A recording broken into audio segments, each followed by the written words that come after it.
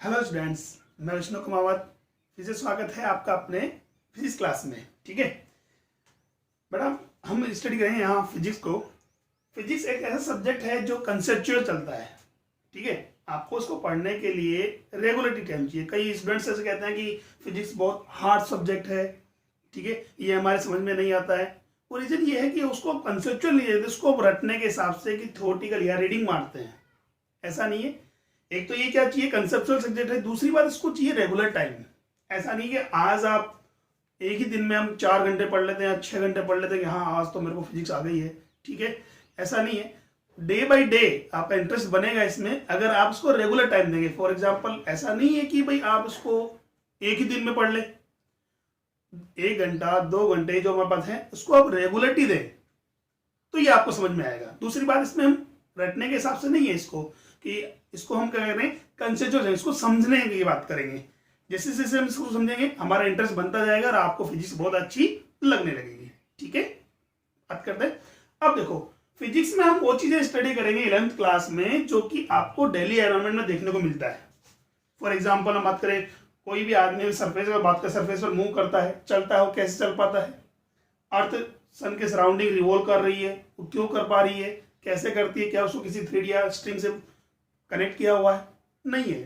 ठीक है, तो ये चीज हम बात करते हैं कि भाई फिजिक्स में हम वो चीजें डिस्कस करने वाले हैं यहाँ जो आपको डेली एनवायरनमेंट में देखने को खूब मिलता है।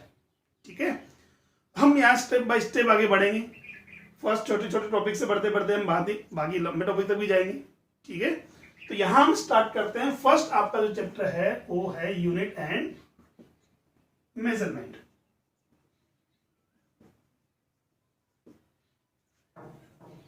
ठीक है, यूनिट एंड मेजरमेंट।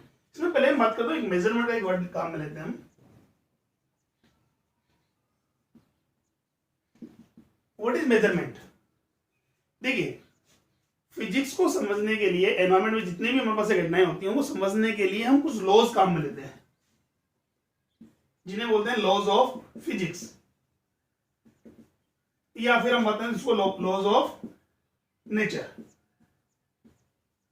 ठीक है, और इन लॉज को डिस्क्राइब करने के लिए हम कुछ टर्म्स की हेल्प लेते हैं, that's called physical quantity.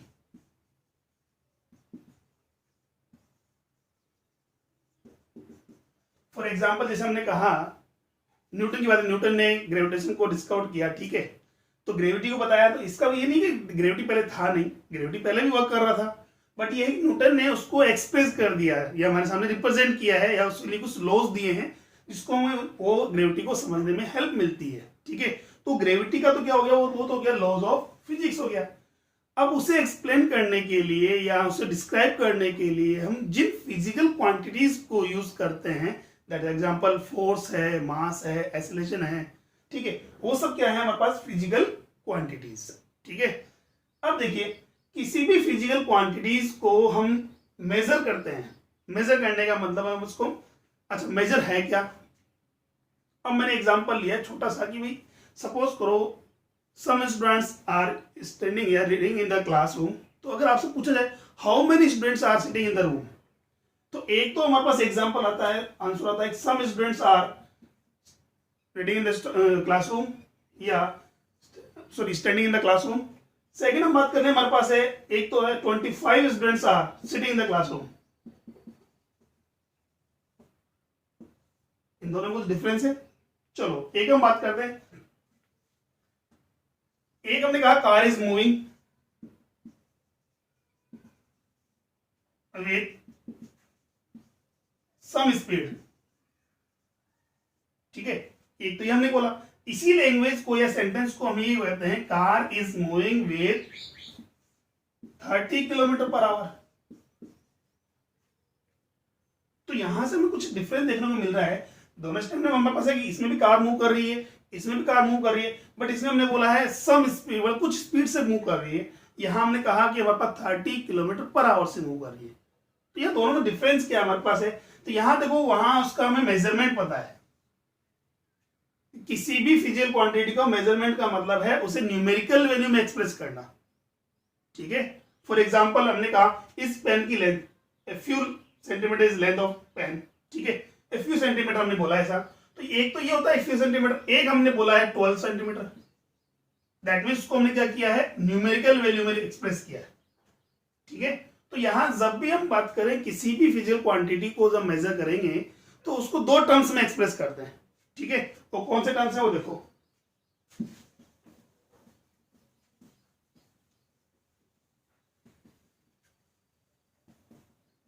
For example जैसे हमने बोला अभी लेंथ की बात करें तो लेंथ हो गया 10 सेंटीमीटर। ठीक है, स्पीड हमने बोला तो स्पीड हमारे पास कितना है 30 किलोमीटर पर आवर, ऐसा मान लिया सर ने। ठीक है, तो यहां हमारे पास दो टर्म्स में जब भी फिजिकल क्वांटिटी मेरे पास है इसको एक्सप्रेस करने के लिए हम दो टर्म्स यूज करते हैं। फर्स्ट तो होता है न्यूमेरिकल वैल्यू और सेकेंड होता है उसकी यूनिट। ठीक है, न्यूमेरिकल वैल्यू को हम रिप्रेजेंट करते हैं एन से और यूनिट को रिप्रेजेंट करते हैं यू से। ठीक है, तो कोई भी फिजिकल क्वांटिटी जो मेरे पास होगा वो लिखा जाएगा एन एंड यू के प्रोडक्ट में। अब बात ये आ रही है हमारे पास है न्यूमेरिकल वैल्यू तो समझ में आता है, यूनिट क्या है। तो जब भी हम किसी भी फिजिकल क्वांटिटी का मेजरमेंट करते हैं, ठीक है, उसे एक स्टैंडर्ड वैल्यू के मल्टीपल में लिखा जाता है और उस स्टैंडर्ड वैल्यू को क्या कहते हैं, यूनिट कहते हैं। देखिए जैसे एग्जांपल लिया मैंने, इसी एग्जांपल की बात करते हैं। हमारे पास लेंथ गिवन है कितना 10 सेंटीमीटर। दैट मीन्स का कहने का मतलब हमारे पास है किसी भी ऑब्जेक्ट या फिजिकल क्वांटिटी हमारे पास लेंथ जो हमारे पास दे रखा है वो 10 सेंटीमीटर है। That means it is the 10 times to 1 centimetre, 10 times of 1 centimetre. That mean 1 centimetre को 10 टाइम्स अगर रिपीट करते हैं तब जाकर के हमारे पास कितना आएगा 10 सेंटीमीटर है। इसका मतलब यहां कंपेरिजन किससे किया हमने 1 सेंटीमीटर से। तो 1 सेंटीमीटर क्या हो गया, इसका यूनिट हो गया। ठीक है, ऐसे हमने बात की कि किसी भी ऑब्जेक्ट का हमारे पास मास है वो है हमारे पास 20 किलोग्राम। ठीक है, तो इसका मतलब क्या हुआ, यहां जो हमने मास है मास को कंपेरिजन किया है किससे 1 किलोग्राम से, या 1 किलोग्राम इसमें मेजर किया है और 1 किलोग्राम मास जो हमारे पास है वो को कितने टाइम्स यूज करेंगे हम 20 टाइम्स अगर यूज करेंगे दैट तब हमारे पास कितना आएगा 20 किलोग्राम। ठीक है, अच्छा डे लाइफ में एग्जांपल लेते हैं। मान लो सपोज करो आपके पास कुछ अमाउंट है वो है 10 रुपीज। अब 10 रुपीज का मतलब क्या है, 10 रुपीज का मतलब है कि जो हमारे पास है इसको हमने कंपेरिजन किया किससे 1 रुपीज के मल्टीपल में। इसका जो वैल्यू आ रहा है वो आ रहा है हमारे पास 1 रुपीज का 10 टाइम्स। दैट मीन्स मान लो कोई भी चॉकलेट है जो 1 रुपए में हमारे पास कोई चॉकलेट आ रही है तो 10 रुपीज में वही चॉकलेट कितने टाइम हो जाएगी 10 टाइम्स अगर हमारे पास। ठीक है, तो इसका मतलब वहां आपको 10 चॉकलेट्स मिलेंगी। तो यहां हमारे पास कंपेरिजन किया है किससे 1 रुपीज, तो ये हमारे पास क्या हुआ यूनिट हो गया। तो किसी भी फिजिकल क्वांटिटी को जब हम मेजर करते हैं, मेजर करने के बाद एक्सप्रेस करने के लिए उसे एक स्टैंडर्ड वैल्यू के मल्टीपल में, ठीक है, रिप्रेजेंट करते हैं। That's called unit. क्लियर हुआ यहां तक? अच्छा, इस बारे में हम आगे पढ़ेंगे, डिस्कस करेंगे। तो पहले हम बात कर ले हमारे पास ये जो हमने यूज किया है फिजिकल क्वांटिटी, और फिजिकल क्वांटिटी एक्चुअली में होता क्या है, ठीक है, उसको हम डिस्कस करते हैं।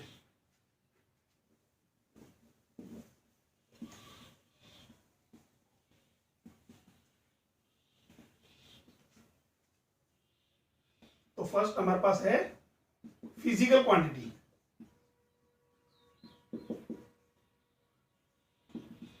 ठीक है, जैसा कि हमने पहले कहा था कि लॉज ऑफ फिजिक्स को डिस्क्राइब करने के लिए हम फिजिकल क्वांटिटीज का हेल्प लेते हैं। ठीक है, अब बात करें फिजिकल क्वांटिटी क्या है। Such quantities can be measured by a instrument. ऐसी क्वांटिटी जिन्हें हम क्या कर सकते हैं किसी इंस्ट्रूमेंट से मेजर कर सकते हैं या उनका मेजरमेंट कर सकते हैं। ठीक है, और by which we can describe the laws of physics. ठीक है, तो हम बात करते हैं इसका डेफिनेशन हम बात करें तो physical quantity, the quantity is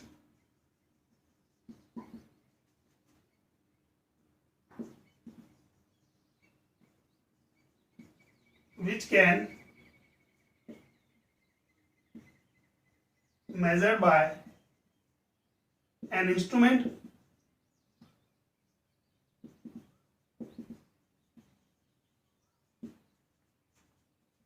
and describe the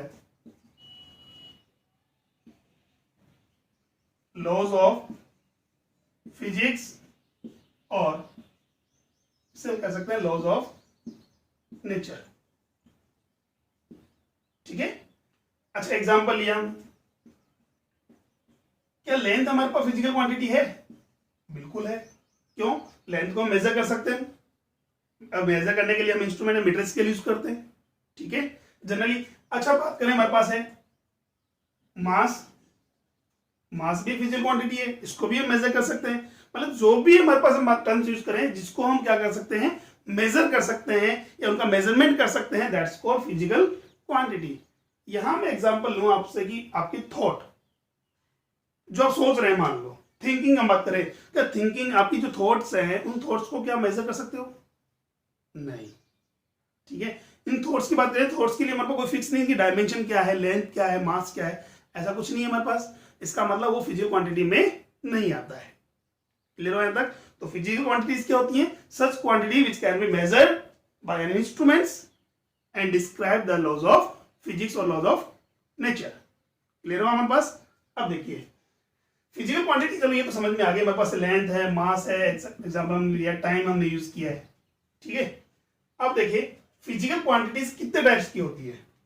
तो यहां हम बात करें types of physical quantity.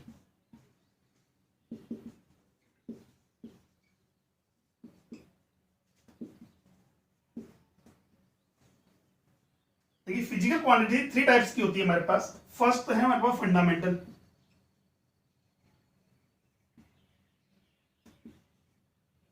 Fundamental physical quantity.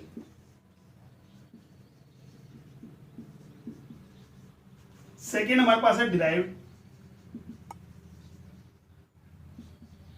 Physical quantity and third हमारे पास है सप्लीमेंट्री।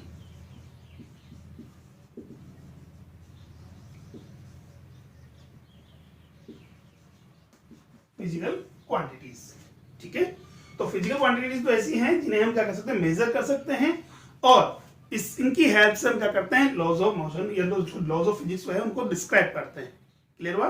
और हमने कहा कि फिजिकल क्वांटिटीज को कितने पार्ट में डिवाइड किया, हमने क्लासिफाइड किया 3 पार्ट्स में। एक तो फंडामेंटल फिजिकल क्वांटिटी, सेकेंड हमारे पास डिराइव्ड है, और थर्ड हमारे पास कौन सी है, सप्लीमेंट्री है। ठीक है, हम स्टेप बाय स्टेप चलेंगे। यहाँ स्टार्टिंग के कुछ टॉपिक्स जो हमारे पास है इसमें थोड़ा थ्योरेटिकल है, डेफिनेशन उसमें ज्यादा है, बट अगर ये ही अगर टॉपिक्स हमारे समझ में आएंगे या क्लियर होंगे तो ही आगे हम फिजिक्स को पढ़ पाएंगे। ठीक है, ये बहुत इंपॉर्टेंट टॉपिक्स हैं। चलो तो हम बात करते हैं सबसे पहले फंडामेंटल फिजिकल क्वांटिटी। तो देखिए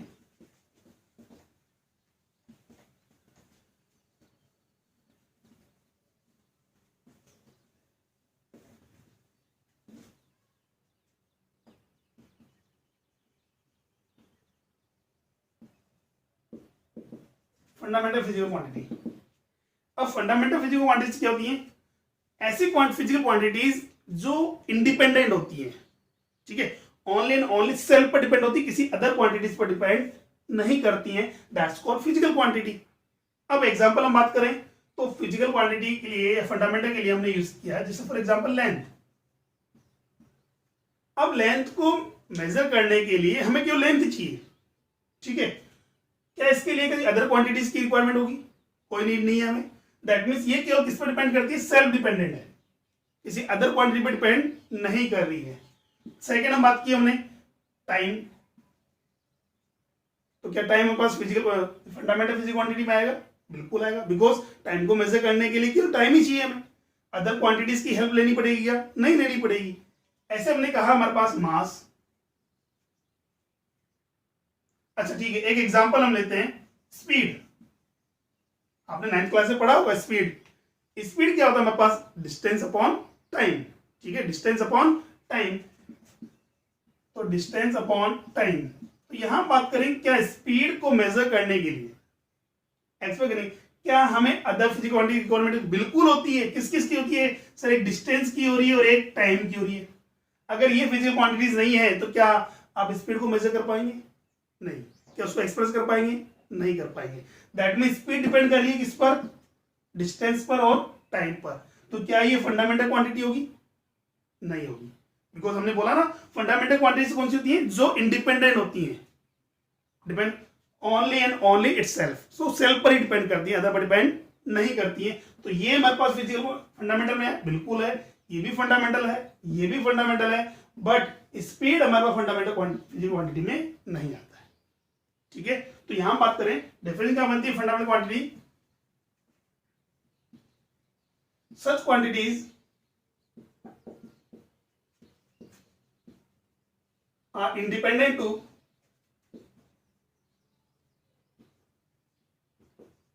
other quantities.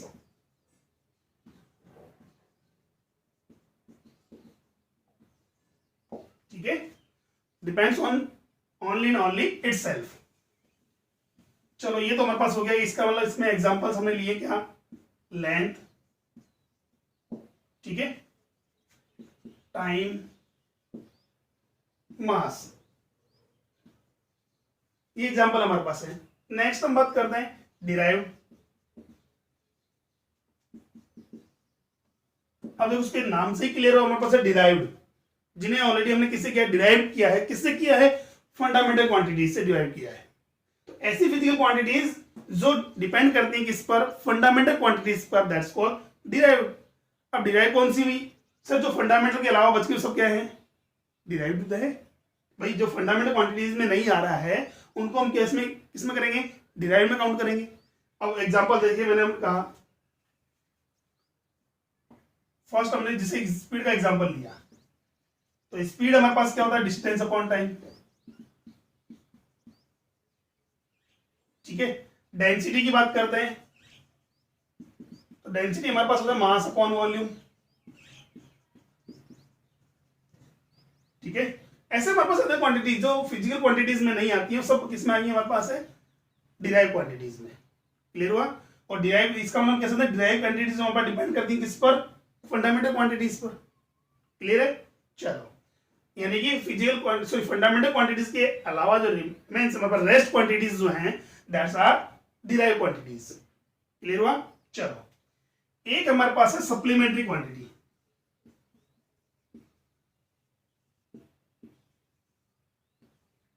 सप्लीमेंट्री, अब देखिए सप्लीमेंट्री क्वांटिटी हमारे पास दो होती हैं। फर्स्ट जो हम बात करें प्लेन एंगल,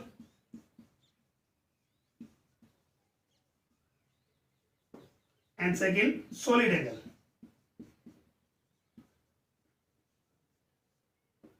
तो plane angle, second solid angle.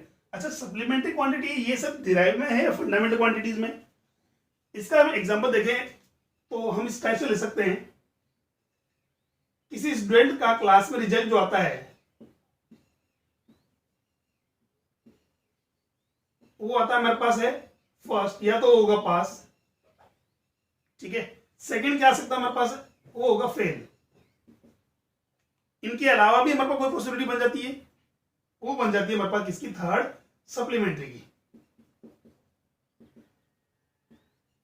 ठीक है, तो सप्लीमेंट्री क्वांटिटी यहां बात करें, सप्लीमेंट्री ना तो वो पास में काउंट हो रहा है, ना ही वो क्या किसमें काउंट हो रहा है, फेल में काउंट हो रहा है। तो यहां बात करें ऐसे ही हमारे पास क्या है, सप्लीमेंट्री क्वांटिटी ना तो फंडामेंटल क्वांटिटी है टोटल, ना इसको हम डिराइव क्वांटिटीज में काम लेते हैं। हाँ, ये हमारे पास फंडामेंटल क्वांटिटीज की हेल्प से ही फाइंड होती हैं, फंडामेंटल क्वांटिटीज की हेल्प से ही फाइंड होती हैं। बस फर्क ये है कि इन क्वांटिटीज का कोई डायमेंशन नहीं होता। भाई अगर हम बात करें डिराइव क्वांटिटीज क्या होती हैं, डिराइव क्वांटिटी ऐसी क्वांटिटीज हैं जो फंडामेंटल क्वांटिटी से डिराइव होती हैं या उन पर बेस्ड होती हैं या उन पर डिपेंड करती हैं, बट इनका क्या होता है, सेल्फ का हमारे पास सॉरी इनका जो हमारे पास है वो क्या है, डायमेंशन होता है। यहां हम बात करें सप्लीमेंट्री क्वांटिटीज का कोई डायमेंशन नहीं होता। क्लियर हो यहां तक। तो यहां हम बात करते हैं हमारे पास फर्स्ट प्लेन एंगल क्या है। देखिए, the inclination angle between two lines in a plane, that's called plane angle. The inclination between two lines in a plane. अब देखिए कोई भी दो लाइंस आप ड्रॉ कर लो, कोई भी दो लाइंस। मैंने ये कहा, ये मैंने दो लाइन ड्रॉ करी है, ये दो लाइंस हो गए मेरे पास है। इन दो लाइंस का जो हमारे पास इंक्लिनेशन होगा वही क्या होगा, प्लेन एंगल होगा।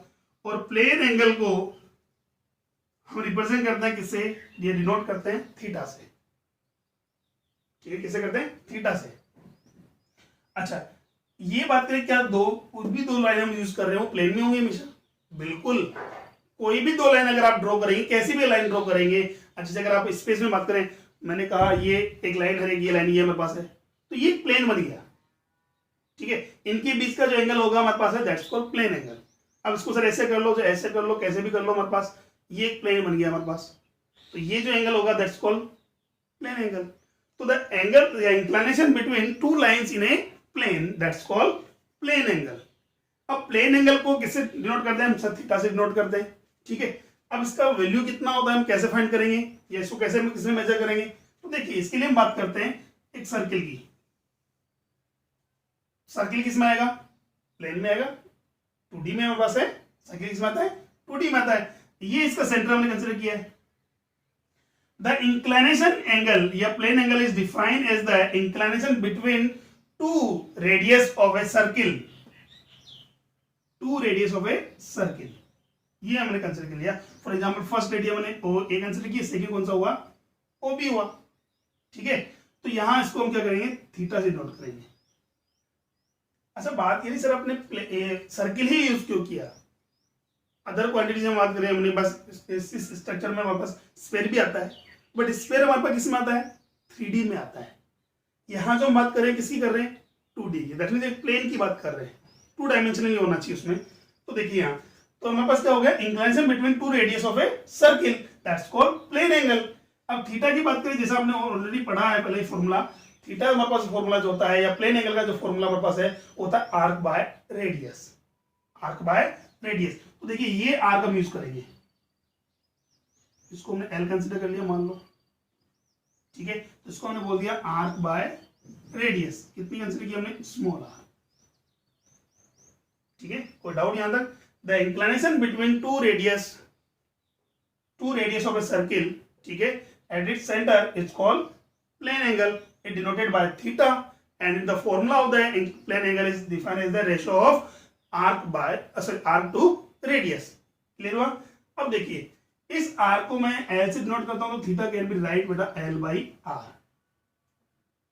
क्लियर हुआ? अच्छा ठीक है। अब इसका यूनिट, अब बात करें इसकी जो यूनिट होती है वो होती है मेरे पास रेडियन। सर अब तक तो हमने पढ़ा है जो है एंगल किसमें पढ़ा है? डिग्री में पढ़ा है, ठीक है। 30 डिग्री, 45 डिग्री है, हमारे पास 60 डिग्री है, 9 डिग्री, ये सब डिग्री में पढ़ा है। बट अब जब हम जो फिजिक्स में बात करेंगे यहाँ हमारे पास कुछ रूल्स हैं कि इन्हें आप, जैसे फॉर एग्जांपल लेंथ है, लेंथ की हम बात करें तो लेंथ सर हमने मीटर में पढ़ा है, सेंटीमीटर में पढ़ा है, किलोमीटर में पढ़ा है, ठीक है। ये हमारे पास मिलीमीटर में भी पढ़ा है हमने, या डेसीमीटर में पढ़ा है। बट कई जगह हम बात करें कि आपको कुछ रूल्स दिए हैं कि जहां क्राइटेरिया होगा कि वहां आपको लेंथ को मीटर में एक्सप्रेस करना है या सेंटीमीटर में एक्सप्रेस करना है। फॉर एग्जाम्पल अगर आपको किलोमीटर लिखा है तो आपको उसको क्या करना पड़ेगा? मीटर में कन्वर्ट करनी है, ठीक है। ऐसे हम बात करें फिजिक्स में, जहां भी हम बात करेंगे, स्टडी करेंगे, वहां जो एंगल जो मेजरमेंट होगा एंगल का, प्लेन एंगल का, वो किसमें होगा? रेडियन में होगा। तो सर हमारे पास डिग्री हमारे पास जो गिवन है उसको हम रेडियन में कन्वर्ट कैसे करेंगे? तो उसके लिए हम बात करते हैं, फॉर्मूला हमारे पास है, एक कंप्लीट जो साइकिल हमारे पास हो रहा है, देखिए इस रेडियस सर्किल की बात करें, सर्किल का एक कंप्लीट साइकिल हम देख लिया, पूरा ही साइकिल कितना एंगल बनाता है? सर हमें पता है 360 डिग्री बनाता है। तो यहां हम बात करेंगे तो इसमें भी अगर देखा जाए तो एक कंप्लीट साइकिल कितना एंगल बनाएगा? वो 360 के इक्वल होना चाहिए। देखिए तो हमने बात की एंगल का मैक्सिमम वैल्यू का देखा जाए, यहाँ प्लेन एंगल का मैक्सिमम वैल्यू क्या होगा? तो कंप्लीट साइकिल के लिए सर इसका जो आर्क है, वो जो आर्क है वो कितना हो जाएगा? कंप्लीट साइकिल के लिए इसका जो आर्क होगा वो उसकी सरकमफ्रेंस के इक्वल होगा। भाई यहां से स्टार्ट करो आप, तो ये हमारे पास थीटा, यहां तक तो एल आर्क हमने कंसीडर किए है, तब तो कितना हमारा हमने थीटा कंसीडर किया है। बट अगर यही आर्क मेरे पास है, अगर कंप्लीट एक साइकिल अगर ले लिया जाए तो किसमें कन्वर्ट हो गया? वो हो गया उसका सरकमफ्रेंस। तो यहां हम थीटा की बात करेंगे, एक कंप्लीट साइकिल के लिए थीटा जो हो गया सरकमफ्रेंस। और हमने पढ़ा है सरकमफ्रेंस का फॉर्मूला क्या होता है? किसी एक सर्किल का सरकमफ्रेंस होता है 2 पाई r। कितना होता है? 2 pi r, where r is the radius. तो यहां बात करेंगे 2 पाई r अपॉन फॉर्मूला क्या है हमारे पास? r radian. तो r से r क्या हो जाएगा? कैंसिल आउट हो गया। तो थीटा का वैल्यू कितना हो गया? 2 पाई रेडियन। और यही वैल्यू हमने किसमें यूज की थी? अगर डिग्री की हम बात करें तो एक कंप्लीट साइकिल कितना एंगल बनाता है हमारे पास? That's the 360 degree. तो दैट मींस यहां से क्या हुआ मेरे पास? पाई रेडियन जो मेरे पास है वो किसके इक्वल हो गया? 180 डिग्री के। ले लो यहां तक, ठीक है। तो यहां से हम इस फॉर्मूले की हेल्प से रेडियन को डिग्री में और डिग्री को रेडियन में कन्वर्ट कर सकते हैं। क्लियर हुआ? चलो यहां तक तो बात समझ में आ गई हमारे पास। ये पाई रेडियन इक्वल टू कितना हो गया? 180 डिग्री। ये था हमारे पास प्लेन एंगल। नेक्स्ट हम बात करें सेकंड पॉइंट जो है इसका क्या है? Solid angle. सॉलिड एंगल क्या है वो देखो।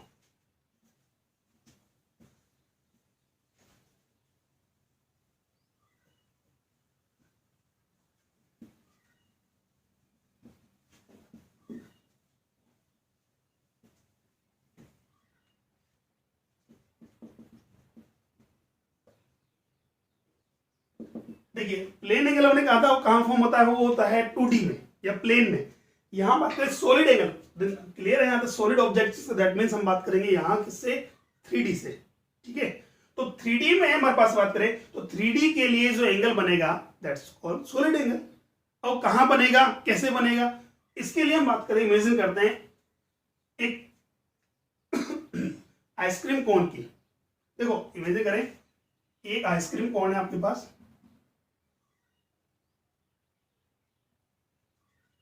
तो आइसक्रीम कोन के बात करें, इस कोन के एज पर बात करें, कॉर्नर्स पर बात करें, तो यहां जो एंगल फॉर्म होगा 3D में, भाई ये स्ट्रक्चर, इसको एक्सप्लेन करने के लिए एग्जांपल लेते हैं। मैंने देखो किसी भी ऑब्जेक्ट को वेट मेजर करने के लिए हम क्या यूज करते हैं? Waiting machine. ठीक है, पर से थोड़ा पीछे जाए, कुछ रूरल एरियाज में बात करते हैं तो अभी भी हम इसका यूज करते हैं। गांव में जैसे बात करें, हमारे यहाँ कोई सब्जी बेचने के लिए आता है तो उसके पास एक इस टाइप का वेटिंग मशीन, वेट मशीन होती है। ठीक है, तो यहां देखो स्ट्रक्चर देखी होगी आपने। तो ये हमारे पास जो है भी बनता है किसमें? देखो ये जो सरफेस है हमारे पास है एक, इसको अगर बात करें तो ये स्फेयर का पोर्शन है और ये क्या है उसका सेंटर। तो ये हमारे पास थ्रेड जो दे रखी है जिनसे हमने इसको कनेक्ट कर रखा है, इन थ्रेड्स के 3D में इनके बीच में जो एंगल फॉर्म हो रहा है दैट्स कॉल्ड सॉलिड एंगल। जैसे हमारे बात करें, हमारे पास एक एग्जांपल हमने लिया, ये हमारे पास। ठीक है, ये तो 2D की बात हो गई। भाई जब भी दो लाइन की बात करेंगे हमारे पास है, दो लाइन जो हमारे पास किसमें फॉर्म होती है, हमारे पास ये ड्रॉ करते हैं वो एक प्लेन में होती है। अब क्या ये प्लेन हो गया? नहीं। तो ये मैंने स्ट्रक्चर माना है, सपोज करो उसको कंसिडर करें आप, ये कौन बन रहा है एक। ठीक है, क्या बन रहा है? कौन बन रहा है। तो कौन के अंदर हम बात करें, ये जो हमारे पास एंगल ड्रॉ होगा या फॉर्म होगा, ये जो एंगल है 3D में वो होगा हमारे पास सॉलिड एंगल। या इसी का एग्जांपल हमने ले लिया कि आप अर्थ सरफेस मान लो, ये कोई स्फीयर कंसिडर करो, ये हमारे पास स्फीयर एक,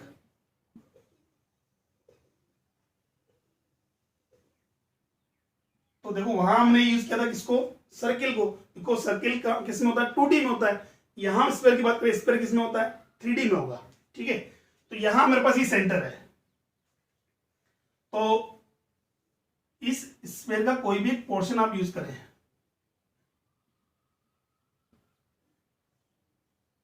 ये पोर्शन हमने यूज किया है, सरफेस का पार्ट हो गया ना पास, सरफेस एरिया। तो सरफेस एरिया की बात करें, जो ये हमारे पास सेंटर पर जितना एंगल बनाएगा, यही हमारे पास क्या हो गया? Solid angle. ठीक है, सेंटर में जो हमारे पास एंगल बनेगा क्या होगा? Solid angle. वहां तो हमने बात की थी आर्क एंगल फॉर्म करता है हमारे पास है। ठीक है, तो रेडियस के बीच में। यहां बात करें हमारे पास है आर्क यूज ना करके हम क्या यूज करेंगे? Surface area. क्या यूज करेंगे? Surface area. ये हमारे पास एरिया। ठीक है, अब देखो इसका फॉर्मूला क्या है हमारे पास। तो इसका फॉर्मूला हमारे पास बनता है, इसको डिनोट करते हैं हम डी ओम से। ठीक है, ये स्टेडियम हो गया हमारे पास। जो है सॉलिड एंगल जो मेरे पास होगा define as the area by square of radius. Area by square of radius. तो एरिया तो हमने क्या किया? डी एस या डी ए से कंसिडर कर लिया और रेडियस का स्क्वायर। ठीक है, सॉलिड एंगल हो गया हमारे पास। अब बात करें हमारे पास की यूनिट, उसका जो यूनिट होता है वो होता है स्टेरेडियन। वहां तो था हमारे पास रेडियन, यहां किसमें होगा? स्टेरेडियन से एस आर से डिनोट करते हैं। सर ऐसा ही हमने कहा था, उसमें कंप्लीट साइकिल हमने लिया था। कंप्लीट साइकिल के लिए मैक्सिमम वैल्यू का कितना आया था हमारे पास? 2 पाई रेडियन। ऐसे अगर इसका अगर मैं पूरे कंप्लीट अगर सरफेस की बात करूं, स्फीयर की बात करें, पूरे कंप्लीट स्फीयर के लिए कितना एंगल बनेगा, तो कंप्लीट हम बात करेंगे तो डी ओम का जो मैक्सिमम वैल्यू है, इसका मैक्सिमम वैल्यू कैसे कैलकुलेट करेंगे भाई, ये हो गया मेरे पास डी ओम का मैक्सिमम वैल्यू, तो वो होगा मेरे पास इसका टोटल सरफेस एरिया। अब स्फीयर के लिए सरफेस एरिया कितना होता है, स्फीयर के लिए सरफेस एरिया होता है 4 pi r square by r square, r square side square cancel out हो गया, दैट मींस का मैक्सिमम वैल्यू कितना हो जाएगा 4 पाई स्टेरेडियन। ठीक है, तो रेडियन का मैक्सिमम वैल्यू कितना होता है हमारे पास 360 सॉरी 2 पाई रेडियन, और यहां कितना होता है 4 पाई स्टेरेडियन। ठीक है, एक बार वापस रिवाइज करते हैं। हमारे पास हमने क्या कहा, जब भी किसी फिजिकल क्वांटिटी का मेजरमेंट करते हैं तो उसको हम दो टर्म्स में एक्सप्रेस करते हैं, फर्स्ट तो उसका न्यूमेरिकल वैल्यू है, सेकंड उसका यूनिट होता है। ठीक है, अब हमने बात की थी हमारे पास की फिजिकल क्वांटिटीज क्या होती हैं, such quantity which can be measured by an instrument and describe the laws of physics. तो हमारे पास होती है फिजिकल क्वांटिटी, मतलब जिनकी हेल्प से हम क्या करते हैं, लॉज ऑफ फिजिक्स को अंडरस्टैंड करते हैं। ठीक है, समझते हैं वो या डिस्क्राइब करते हैं, दैट्स वो क्या होती है फिजिकल क्वांटिटीज होती हैं। अब बताओ फिजिकल क्वांटिटी कितने टाइप की होती है, 3 टाइप्स की होती है। कौन कौन सी होती है हमारे पास, फर्स्ट होती है fundamental quantity, second derive quantity and third supplementary quantity. तो हम बात करें पहले फंडामेंटल क्वांटिटी कौन सी थी, तो सर फंडामेंटल क्वांटिटी ऐसी क्वांटिटीज होती हैं जो इंडिपेंडेंट होती है किससे, अदर क्वांटिटीज से। ठीक है, दैट्स कॉल्ड फंडामेंटल क्वांटिटी। अच्छा, ये इंडिपेंडेंट होती है तो किस पर डिपेंड करती हैं, सर अदर क्वांटिटी इंडिपेंडेंट में किसी और अदर क्वांटिटी पे डिपेंड नहीं करती हैं, ये सेल पर डिपेंड करती हैं ओनली। एग्जांपल हमने कहा, एग्जांपल के लिए हमने लिया लेंथ है, मास है, टाइम है, ये सब क्या है फंडामेंटल क्वांटिटीज है। ठीक है, नेक्स्ट हमने बात की डिराइव क्वांटिटीज। डिराइव क्वांटिटी ऐसी क्वांटिटीज होती हैं, ऐसी फिजिकल क्वांटिटीज जो कि डिराइव की जाती है किससे, फंडामेंटल क्वांटिटीज से। ठीक है, वो सेल्फ डिपेंडेंट नहीं है, वो अदर क्वांटिटीज पर डिपेंड करती है। फॉर एग्जांपल स्पीड हमने यूज किया, एक्सीलरेशन यूज करते हैं, फोर्स यूज करते हैं, सॉरी हमने कहा डेंसिटी यूज किया, मतलब rest quantities of the fundamental quantities called physical quantity. ठीक है भाई, फिजिकल फंडामेंटल क्वांटिटी के अलावा जितनी भी रेस्ट क्वांटिटीज हैं सब क्या हो गई, डिराइव क्वांटिटीज हो गई। चलो नेक्स्ट हमने कहा सप्लीमेंट्री। तो सप्लीमेंट्री हमने कहा दो क्वांटिटीज हम यूज करते हैं। फर्स्ट फिजिकल क्वांटिटी होती है हमारे पास प्लेन एंगल। प्लेन एंगल की बात करें तो हमारे पास ये हमेशा किस में फॉर्म होगा, प्लेन में ही होगा। ठीक है, तो प्लेन के लिए हमने किसका एग्जांपल लिया, सर्कल का एग्जांपल लिया। द एंगल बिटवीन या the inclination between two radius of a circle at its centre is called plane angle. किसे नोट करते हैं, सर थीटा से नोट करते हैं। फॉर्मूला क्या होता है इसका, सर इसका फॉर्मूला हमारे होता है आर्क बाई रेडियस, जैसा कि हमने डिस्कस किया था आर्क बाय रेडियस। अच्छा, कंप्लीट साइकिल के लिए, ये कंप्लीट साइकिल के लिए इसका वैल्यू कितना होगा, सर प्लेन एंगल में कंप्लीट साइकिल के लिए इसका मैक्सिमम वैल्यू है हमारे पास है 2 पाई रेडियन। कितना है ना, 2 पाई, जो किसके इक्विवेलेंट होता है, सर 360 डिग्री के इक्विवेलेंट होता है। और बाय यूजिंग दिस या इसकी फॉर्मूले की हेल्प से 1 रेडियन इज इक्वल टू कितना हो जाएगा 180 बाय पाई। इस एग्जांपल लिया हमने कि और 1 डिग्री इज इक्वल टू जाएगा pi by 180 radian. For example अभी अब तक हमने डिग्री पढ़ा है, अगर मान लो 30 डिग्री आपको गिवन है, 30 डिग्री को आप रेडियन में कन्वर्ट करें तो because we know that 1 degree is equal to कितना पाई बाय 180, तो 30 डिग्री क्या होगा 30 से मल्टीप्लाई कर दें, 30 इंटू पाई बाय 180, तो ये क्या पाई बाय 6 रेडियन। ठीक है, अच्छा सेकंड हमने बोला सॉलिड। सॉलिड एंगल क्या होता है, तो सॉलिड हमारे पास किसमें वर्क करता है, 3D में वर्क करता है। ठीक है, किसी भी सरफेस एरिया की बात करें, सरफेस एरिया क्या वो उसके सेंटर पर, या सरफेस एरिया जो किसी स्फीयर का पार्ट है। स्फीयर क्यों यूज कर रहे हैं, बिकॉज हमने कहा ना ये 3D में वर्क करता है, तो हमने कहा है एक सरफेस एरिया जो किसी स्फीयर का पार्ट है वो उसके सेंटर पर कितना एंगल करता है, दैट्स कॉल्ड। जैसे एग्जांपल हमने कहा ये हमारे पास सरफेस कोई पार्ट ले लिया, सरफेस एरिया ले लिया, वो किसी सरफेस का क्या एक पार्ट है, स्फीयर का सॉरी पार्ट है, उस सरफेस एरिया से हमारे पास आते हैं सेंटर में जो एंगल फॉर्म होता है दैट्स कॉल्ड सॉलिड एंगल। ठीक है, इसे रियोम से रिप्रेजेंट करते हैं। इसका फॉर्मूला क्या होता है, सॉलिड एंगल का फॉर्मूला होता है area by square of radius, area by square of radius. इसका यूनिट क्या है, इसका यूनिट होता है स्टेरेडियन। ठीक है, वही अगर मान कर लें इसका मैक्सिमम वैल्यू, इसका मैक्सिमम वैल्यू था 4 पाई स्टेरेडियन। कैसे आया सर, टोटल सरफेस एरिया कितना होगा इसका 4 पाई आर स्क्वायर। स्फीयर का सरफेस एरिया कितना होता है 4 पाई आर स्क्वायर, और आर स्क्वायर से आर स्क्वायर क्या जाएगा कैंसिल आउट हो गया, क्या बचेगा मेरे पास 4 पाई, ठीक है। तो आज हमने डिस्कस किया है फिजिकल क्वांटिटीज को, क्लियर हुआ यहां तक। कल हम इसी के बेस पर डिस्कस करेंगे यूनिट को, ठीक है।